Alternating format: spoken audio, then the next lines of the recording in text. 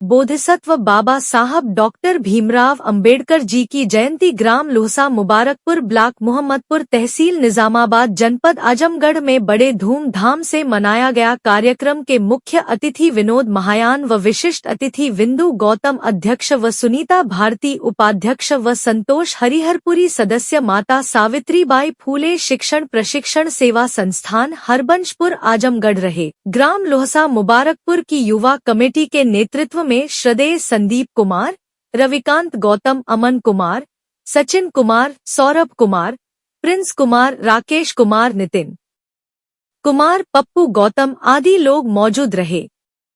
बाबा साहब पश्चिम देखो बाबा साहब, उत्तर देखो बाबा साहब, उत्तर देखो बाबा साहब, दक्षिण देखो बाबा साहब, अमेरिका देखो बाबा साहब, अमेरिका देखो बाबा साहब,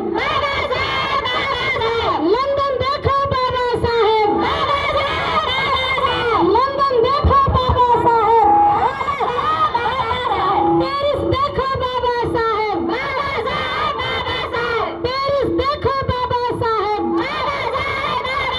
ऑस्ट्रेलिया देखो बाबा साहब, ऑस्ट्रेलिया देखो बाबा साहब, पूरी दुनिया बाबा साहब, पूरी दुनिया बाबा साहब, बाबा साहब अमर रहे, बाबा साहब अमर रहे।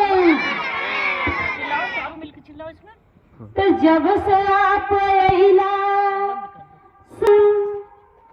कि आप बाबा साहब जब ही ना पैदा भैल रहा करे पहले हमारा जवन बुजुर्ग पिताजी लोग हम का स्थिति रहा ये आप लोगों के बताओ। आप लोग बताया करिए अपने बच्चों को कि हम लोग कैसा जीवन जिए हैं और आप लोग इतना अच्छा जीवन किसकी बदौलत जी रहे हैं कि केहू हो कह के ना बुलावा, केहू चरपाई पर ना बैठ पावा। आप सब अजर भैला मनवा, मन विभोर भैला हो। तो जब से आप अइला सब अजर भैला मनवा, मन विभोर भैला हो। ललना धन्य भीमा माई तुहरी को खिया जोरवा चारोर भैला हो। ललना धन्य भीमा माई तुहरी को खिया जोरवा चारोर भैला हो।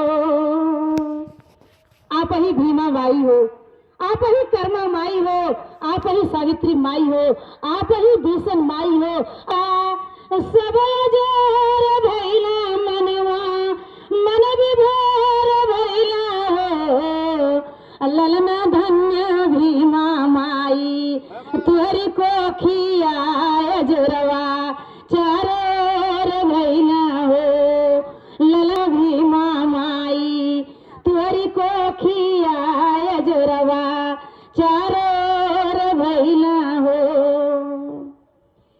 तो पासू से मनई तो बनाई दिहला जिए, कैसे खाई दिहला हो। का हमने का हालत रहा बहुत आप लोग सुन ले होगा कैसे कैसे हमने जियल जा, रास्ता पर चले ना पावल जा, अस्तन ना ढकले बना के रहा थी, महल ना बनावे के, घर ना बनावे के अधिकार रहा, रुपया पैसा ना रखे के अधिकार रहा। बाबा साहब इतना बड़ा बैंक का स्थापना करके आज हमने अपन रुपया पैसा बैंक में सुरक्षित रखा था। से मनई तू बनाई दिहला जिए, के सिखाई दिहला हो। बाबा नहीं भूली है तू री करानी आई भैया अरे बहिनिया न हो। बाबा नहीं भूली है तू री करानी आई भैया अरे बहिनिया न हो। भूल जाएंगे आप लोग बाबा साहब की करनी को। ज्ञान का दिया ना देखा के गईला रही,